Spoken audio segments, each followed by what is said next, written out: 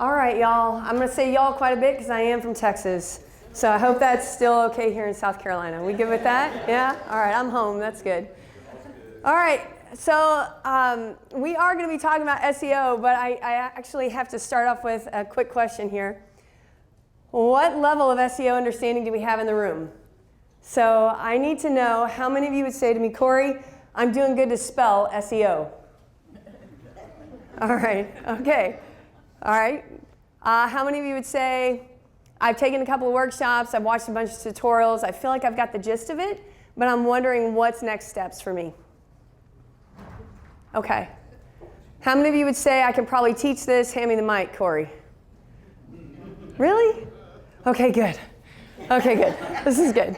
Now, if you are here and you were just being humble and didn't want to raise your hand, please feel free to throw out some advice too, give your 2 cents in there.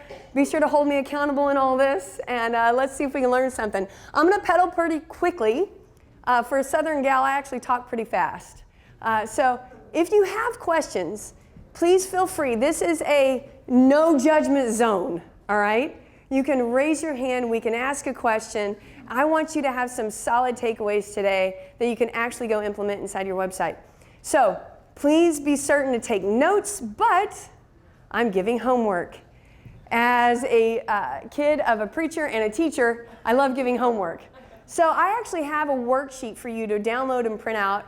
You're going to be able to take home with you and use over and over again. And I have I think I've got maybe 31 resources for you listed on a page. I'm going to give you that URL at the end of this so that you have some takeaways, okay? So if I go too quickly, just know that you've got some really cool resources to lean back on and have fun with at your leisure.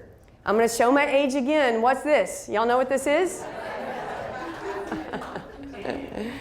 Right, there it is. I love y'all for knowing that. I definitely started in 1998 with HTML, and so I definitely have some old school in me, and this brings that out.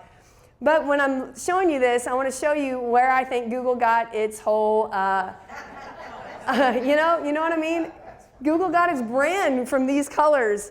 We need to follow what Google says to do. That's what this is about. We need to think about, okay, Google's asking us to do something. What is it that Google's asking us to do so that we can improve our rank, so that we can move to that page 1, that coveted page 1? How do we get there? We really just have to follow what it is that Google's asking us to do. And why is that? Because of these statistics. This is absurd. Over 60,000 plus searches happening every single second of the day. 3.5 billion searches per day. Listen to that number. And 1.2 trillion searches worldwide. Why do we care about Google?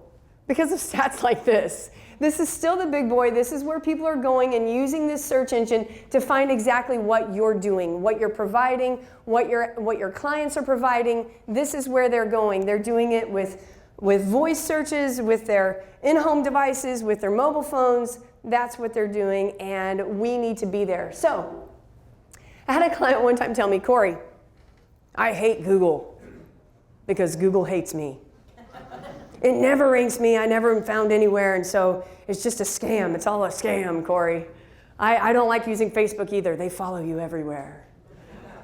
The idea, though, of Google really hating you is a frustration we all have. We think we have really great content.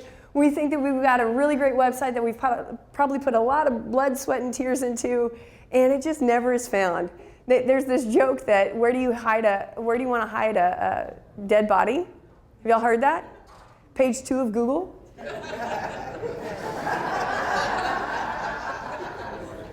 And it's so depressing when you're doing a Google search for your key term and you're like, page 17, I'm here somewhere. Page 19, where am I? And you're just never there. How do we get there?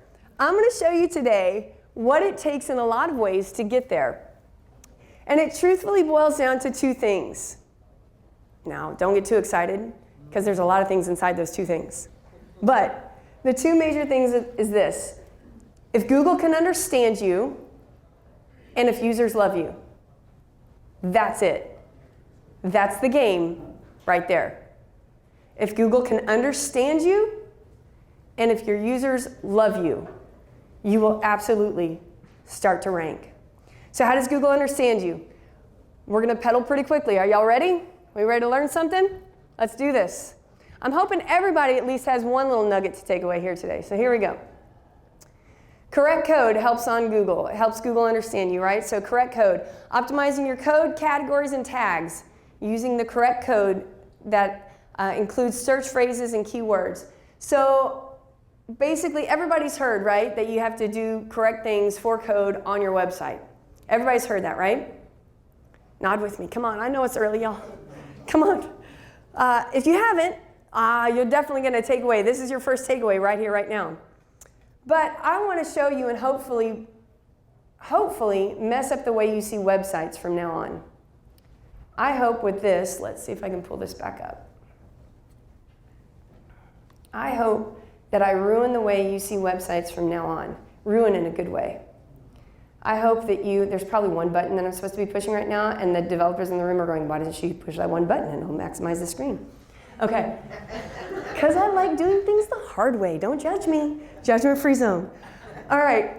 This is Webtegrity's website. This is the agency that I'm blessed to run.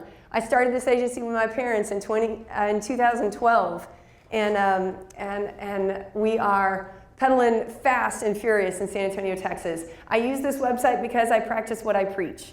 And I want to show you how I rank high in San Antonio, which is a very large city with a lot of agencies. But if you were to take out your device right now and do a quick search for WordPress San Antonio, I promise I'm page 1. I might not be number 1 spot, but I'm probably on that page 2 or 3 times. This is how I got there. Are y'all ready? We're going to take some notes. What do you think the very first thing is that Google reads on my website? Can somebody tell me what the very first thing is that Google's going to come to your website and read? Somebody said it. Somebody said it. I heard it. WordPress websites. Address. Okay. It's higher up. I heard it again. Somebody said it. Title tag. There it is. That's right. WordPress websites, San Antonio. So the very first thing that Google's ever going to read, look at the very, very top, that tab at the very, very top, right? That's your page title. That's the first thing it reads when it comes to your websites and the robots start to crawl your site. So if that page title says the word home, unless you are a real estate company selling homes, that helps in no way, shape, or form. So there's your first takeaway. If you haven't gone and corrected your page titles, that is your first stop. Yoast, the plugin, will help you do that, right? Yoast, like the word toast, but with a Y. Go plug it in. It's in the budget of free. We can afford that. This is good. Let's use it. All right. Excuse me. WordPress Web Design San Antonio. What's the next thing it reads? Somebody already said it earlier. It's the first thing. But what's the second thing it reads? The description. The description behind the scenes, the meta tags? Absolutely. It will read that behind the scenes. Yes. We're going to talk about code that it reads on the front side of your website and code that it reads behind the scenes, right? Y'all remember, I'm going to show my age again. Y'all remember early on in the internet days when you'd be doing a search for like organic toys and you click on something and all of a sudden it's porn and you're like, back button. I wasn't searching anything like that. Back button. Y'all remember that happening? Yes. Yeah. It's because of the rotten people who would code and put in the meta description that it was organic toys, and on the front side of the website, it was definitely not organic toys, okay? So now Google has smartened up in a sense, and it says, I'm better pay attention to what's on the front side of a website as well as what's on the back side of a website, right? So it does put a lot of weight on what's on the front side of the website. So the second thing that it reads is your address. It's going to read the permalink. We know that word inside of WordPress, the permalink. And then what is it going to read? Keep going. The H1? It's actually, so here's what it's going to do. It's going to scroll your site and read it just like it would in its given language. So if it's in English, it is going to scroll the site top to bottom, left to right. So does it know images? Can it read images? No. Bum, bum, bum. If they have tags? If it has tags, if it has the right image title, right, in the JPEG or the PNG or whatever it is, right, inside of there. But can it now see an image? Yes. There you go. How is it that when you search for butterfly and the image file is Z97QRB.jpg. It still knows it's a butterfly. Interesting, right? It can read images these days. It's becoming more and more intelligent. But it's going to be reading that alt tag behind there. And when I hover over that, look at that nice little alt tag that I have. WordPress Web Design Company in San Antonio. Sneaky. And I also have my Yoda quote over here. That helps in no way, shape, or form. Except for I have landed the client off of it. Then it does move on. It's going to read your menu. It's going to read your H1s. It's going to go all the way down your screen. And for the sake of time right now, I'm going to pedal pretty quickly through this. We build remarkable WordPress websites. That is my H1. It's got WordPress in it. That is what I'm trying to rank for. I'm going to mention WordPress several times down the page here, right?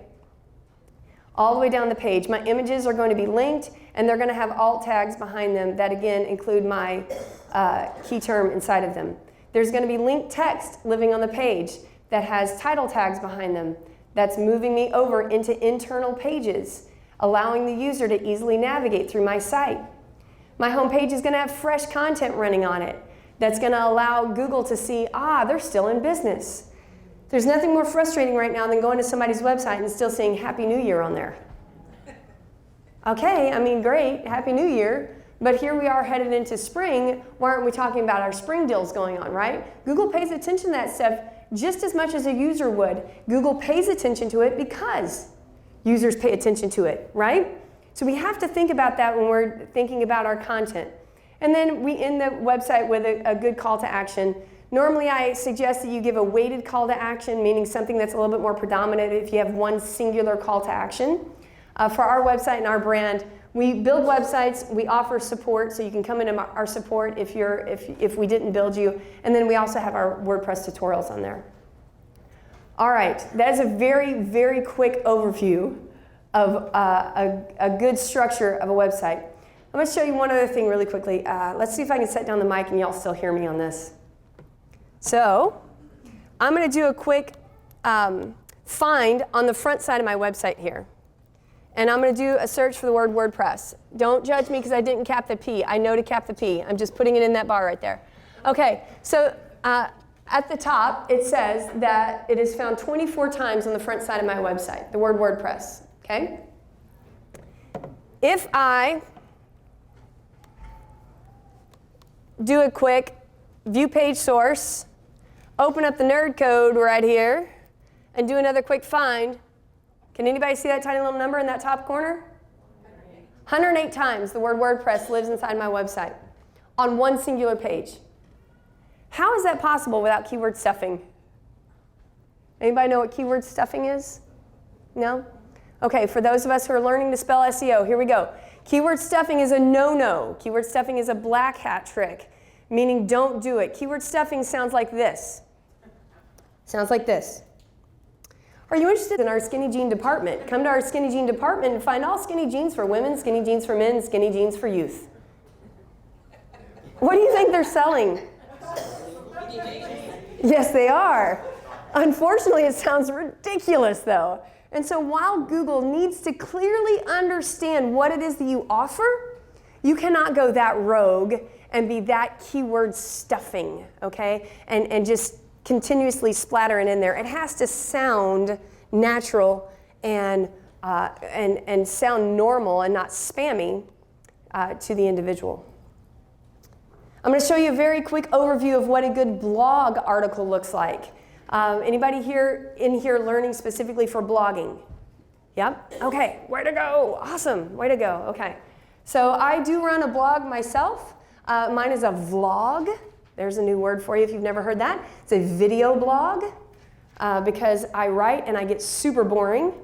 But when I talk, I'm somewhat animated. So somebody told me one time, seriously, Kori, you should not write, like probably ever. But you're funny, so maybe like do a video or something. So I said, I'll take that constructive criticism and not cry myself to sleep. This is good. Okay, so I'm going to show you really quickly a very quick overview of what this blog looks like. This is actually coming off of Torque magazine. I don't know, anybody follow Torque? Anybody, any developers in here? No? No? Okay, there's a new resource for you. I will put the link to this in that link I'm going to give you, so you'll be able to come back to this, because this is actually talking about some really cool advanced SEO tactics as well. But very quick overview. It has the title here. Up at the very, very top, we've got the correct page title for this page. It's got a good, solid permalink living here that's legible, easy to understand. I'll get to that in a minute. You've got an H1 living here. Scrolling down the page, we've got easy to read font. You've got underlined links. You can tell what a link is on this page, moving through this and navigating through it. You've got short, succinct little paragraphs that are broken up with larger text that allows the user to quickly scan through. You've got images living in here, right? These images are unique images specifically to this article. Google loves stuff like that. Google eats up stuff like this. It's got great content that just kind of runs down the page here. All of a sudden, it's got bullet points. Did you know that Google actually tells you, please use bullet points? Why do you think that is? Short, right? Simple. We can just punch right through it, right? We punch right through it. Google's all about the end user having the best experience possible on your website. So if we can give boom, boom, boom, boom, boom, little bullet points right there, and then maybe break out other sections that can support those bullet points, Google's going to eat that up, and so are your users. So they've got a really nice section here of bullet point items with a little bit of bold font, and then a breakout of descriptive text. Another great section, kind of going advanced into this article. And I'm going to scroll down a little bit further here. Some more images. Look how far, look how long. Y'all see my little scroll bar over there on the right side? Watch this. That's a long article. And we're not beating a dead horse either. We haven't reiterated it ourselves over and over and over again to the point that we're just kind of regurgitating the same content in this article. We're actually going deeper and giving substance and giving substance. So all of a sudden, Google's going to give this type of article page 1 rank every time. That's actually how I found this article. I was doing a search on markup schema, and this article ranked page 1. Very impressive. This article also allows for comments to take place. We're going to talk about that in a minute as well. So really great opportunity to allow your visitors to engage, voice their opinion, and feel like they're a part of the conversation. Make sense? Kind of cool, huh? All right. So I'm going to ask y'all to do a quick little case study with me. I'm going to show you something. Don't look yet. Okay, I'm going to show you something. If you know what this is, please don't say it out loud, because I'm going to ask you on the count of 3 to say what it is together. I want y'all to see in the same room of amazing people who all know about WordPress goodness and who all have a computer probably either in our hands or at home or somewhere that we work on every day. And we've all at one point or another probably used what's in my hand. But we all probably call it something a little different. So I'm curious to see. Don't say what it is yet. Don't ruin it. Here we go. I'm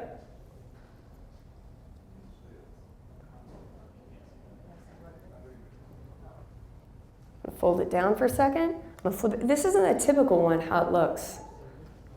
But, yeah. What part of not? Right. Thank you. All right, now on the count of 3, y'all. Let's figure this out. On the count of 3, I want y'all to say what y'all would normally call this. 1, 2, 3. Wow. Flash drive, jump drive, memory stick, USB key. What else did we say? Thumb drive. Credit card. I wish it were. This is actually, if you were to Google this product, it is a credit card memory jump drive that folds down and goes in your wallet. It's an 8 gig jump drive, right? I was at a really cool Adobe workshop one day, and they were giving these away. They were 20 gig. And back then, that was like, wow, that was amazing. I ran to the front to get that. Anyway, if anybody wants one of these, it's only 8 gig, but I've got a few. All right. So this little nugget right here, everybody had a different word for it. What if you were selling these? How would you optimize your content to reach everybody who had a different word for it? Use all those words. I love that. The problem is, so I was working with a client who sold blinds, window shades, shutters. I'm from Texas, and I'm from the side of the tracks that called those blinds, okay? The expert who came to the table in this company called them window treatments. I was like, window treatments? Blinds. That's what the cat tears up. That's blinds. Those aren't window treatments. And she goes, no, we have to call them window treatments. It's what it is, it's what it is. So I was like, all right, let's do some keyword research and figure this. Maybe I am wrong completely. Let's figure this out. So we went and did some keyword research together, and turns out we were both right. It depends on what territory you're selling your products as to who calls it what.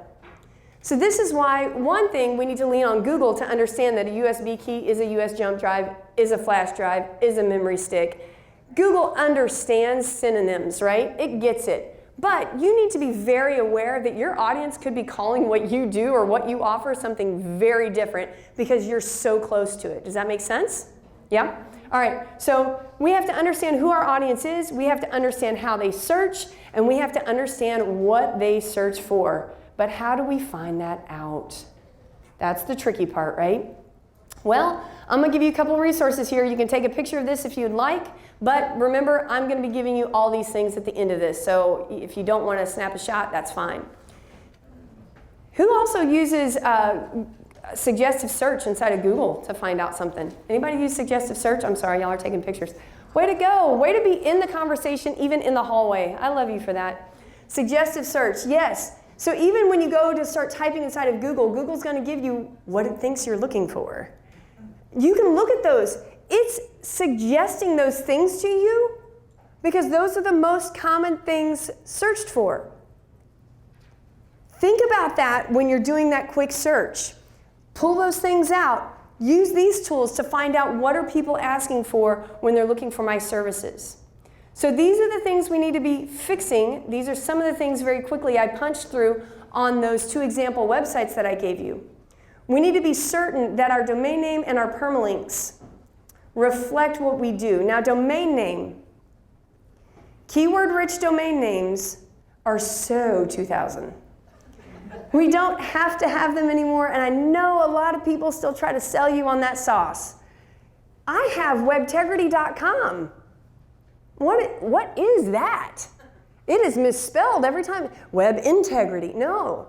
People don't know what that is. It certainly doesn't say WordPress. It doesn't say development agency, and yet we're still ranking #1. So keyword-rich domain names, while they used to be amazing, aren't necessarily a thing any longer. But / and then the rest of your permalink, it absolutely needs to be addressed. Your words need to be addressed. If you have a 2,000-word article, and inside of that article you do not have bullet points, you do not have breakout sections where you're using H2 tags or H3 tags down the page to kind of break up that content. Let our eyes rest for a minute. Let our minds rest for a minute. See a picture here or there. You need to go back and revisit that, especially if you're watching your Google Analytics and that particular article is ranking really high and doing well. That's where a lot of your traffic's coming in. Go back in and invest some time to really make that an improved article. Page titles and descriptions, rich snippets. That's where that tool Yoast comes into play. Everybody using Yoast? Yeah, good. There are others out there. I'm a little bent toward Yoast. Header titles, that's where you saw that top tag up there. Again, Yoast will help you do that. Anchor text. So as you're reading through an article, if you can point them inside of that article back to another page in your website, Google wants to see this. Why do you think that is? What's that?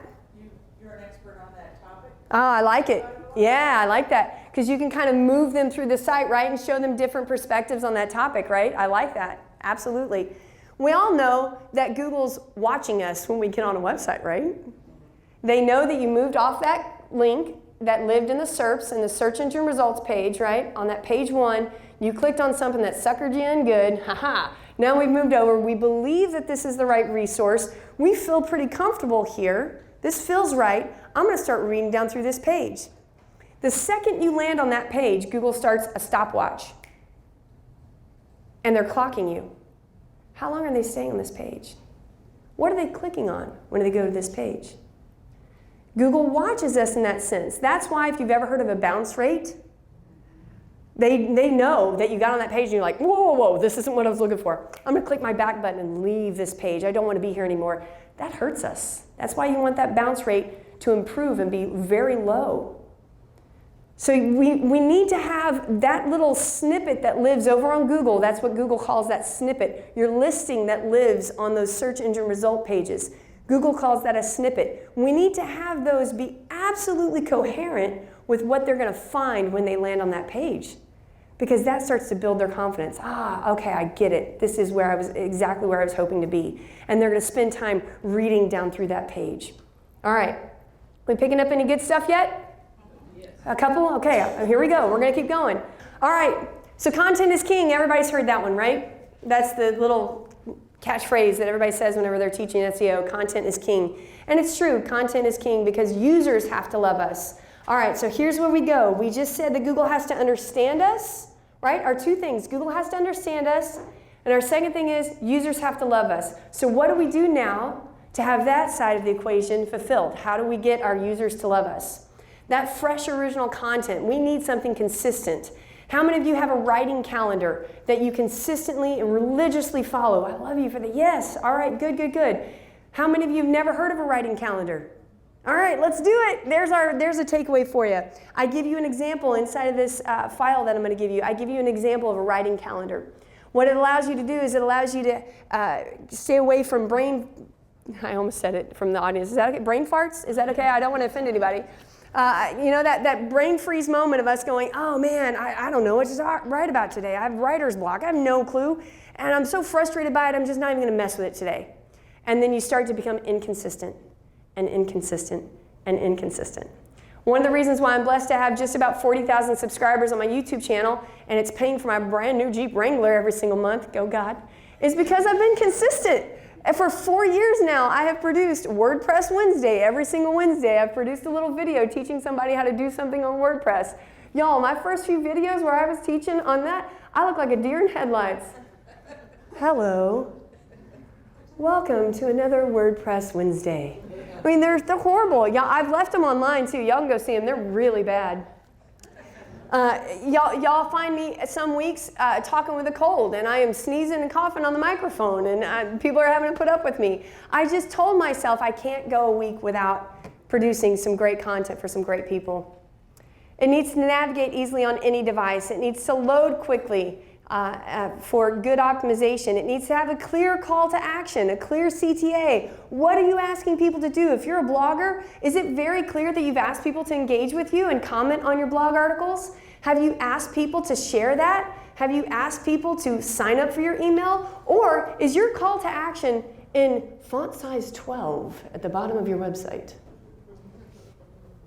Y'all, you got to think about this. We are, just like we heard in our keynote, we're distracted. We've got to make it obvious down the page, oh, this is what they want me to do. I got it. Now I'm going to move forward and go do that action. But if we haven't given them that, then there's a very good possibility that they're going to breeze right past it and not even catch it, right? So is there an easy way to engage? Are you making them click through 5 paywalls just to get to something? Have you asked them to give a left kidney before they actually sign up for your email list? You guys, come on. Don't ask for 10 fields when all you really needed was that email address, y'all. You know, just get that email address and start communicating with them. Put them in your drip campaigns. Start reaching out to them consistently. If you become a consistent voice to them, they'll engage with you. Here's some pretty cool monitoring tools. Some of this gets a little creepy, I will say that, because how many of y'all have seen that you can video record your visitors? I have lost days watching videos of people using my website. No, you don't get to see their webcam and see their faces. That would be way creepy. You get to watch their mouse experience your website. You get to see them scroll down a page and scroll right past that CTA. And you wonder, how do they not see that? It's like flashing at them. What is that? You start to A/B test. And what you think was right, all of a sudden those A/B tests start to show, that's what the user needed. I'll give you a quick example. Up in the header of a client's website, we had this really bold font. They were an AC and heating company. On the right side, they said 24-hour service in case of emergencies with their phone number right next to it, right? We had their phone number linked because that's what you click to call. Well, we started watching the video the day we launched their brand new website, and everybody without fail was clicking on that banner that said 24/7. I'm like, what? Click on the phone number, people? Well, how's that not a thing? But right where the text was, 24/7, call for emergencies. Nobody's clicking on the phone number. All we did was set the link to be inside of both, and they started getting higher conversions. Isn't that silly? We never would have known that, though, had we not had some sort of a video cam type of solution, and that's what this is right here. Hotjar and sessions cams. Those are two different options you can take a look at. Anybody bored like this so far, and you're saying, I knew all this already? No? Not like that bored? Oh, thank you. I appreciate you for that. That's good honesty right there. Okay, so let's go advanced. Let's go a little bit crazy style. Let's do this. Y'all ready? Here we go. Hold on your hats. I don't have much time left to throw this in there. For events in Greenville, South Carolina, right there. We should have had WordCamp Greenville. Right there, right? The way you do that is by wrapping a little bit of code around your content on your website. That's all it is. It's not over complex. You can do this, and there's a plugin for that, right? That's the answer for everything. All right. Who knows what this is? Did y'all know that there is now a coveted, actually it's been a few years, but a coveted position 0 on search engine results? This is the one that even surpasses paid. This is the supreme award from Google search results right now. How do you get your article to rank 0 on Google search results? I'm going to give you a step-by-step solution how to get there in the resource coming up. Here we go. So there's 2, markup schema and rank position 0. How many of you have taken a look at your robot text file? Okay, a couple of y'all. If you're working, especially if you're working with clients, you need to be certain that this is set correctly. I will give you a step-by-step tutorial on how to do that.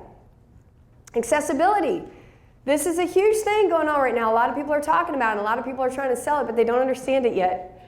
I'm going to give you some resources to try to understand it more. A very quick description of accessibility is your website needs to be available to anybody with a disability. Anybody. It needs to be available for anybody and everybody, right?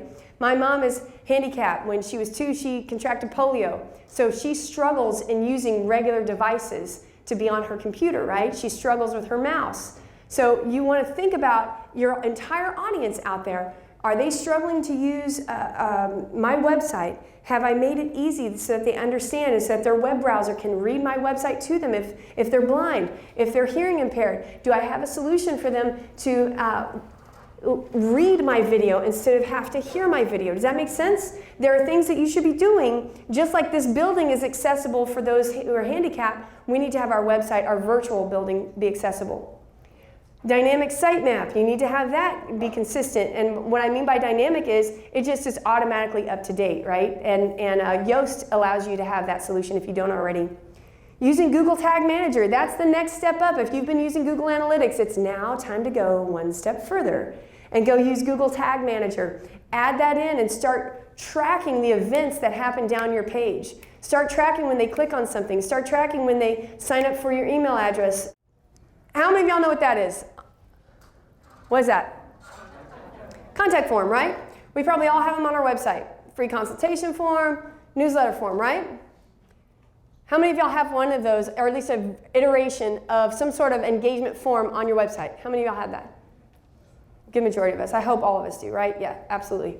How many of you, your answer to them, your success message says this? Thank you. Your message has been sent. That's good. I mean, you want them to feel a confirmation, right? You want them to feel confirmed that it went through. Amazing. But the problem with that is this. They just finally did what you've been asking them to do. They just engaged with you, right? So what if I walked up to you? What is your name? Diane? Mm-hmm. Diane, what if I walked up to you and I was like, hey, Diane, how you doing today? And I didn't stick around to continue on the conversation, right? In a sense, that's what we've just done with this form, is we've said, thank you for engaging with us. Bye. It's a total missed opportunity. It allows them immediately to go, well, I guess I'm done. I don't know what else to do now. I'm going to walk away as well, right? And that stopwatch that Google has of them being on your website, just ended because they just left your website. But what if we went home today and made a really cool change that did something like this? Success, thank you for contacting us. We should be able to connect with you within 24 business hours. Be sure to check us out. Check out our portfolio examples of our design work. Click on your favorite social network. You'll find us here. What I was trying to do is bring them back into my website and engage with us again in case they missed our portfolio, right? I want to show them what we're capable of. And if they'd already seen that and they go, oh, I already saw their portfolio, then at least come engage with us over here. I need to have like Snapchat and TikTok and all those other ones on there, my bad. What about this one? Thank you for shopping with us. Share us with your friends and get 10% off your next purchase. What? You just turned somebody into a moving billboard for you. They just blasted this out to their social network because they were super pumped about the product they just bought from you or they just engaged with you on. Let's say that they just commented on your blog article and we want them to share that they're commenting on that. Kind of cool, huh? All right, here's some takeaways. Here's our overview.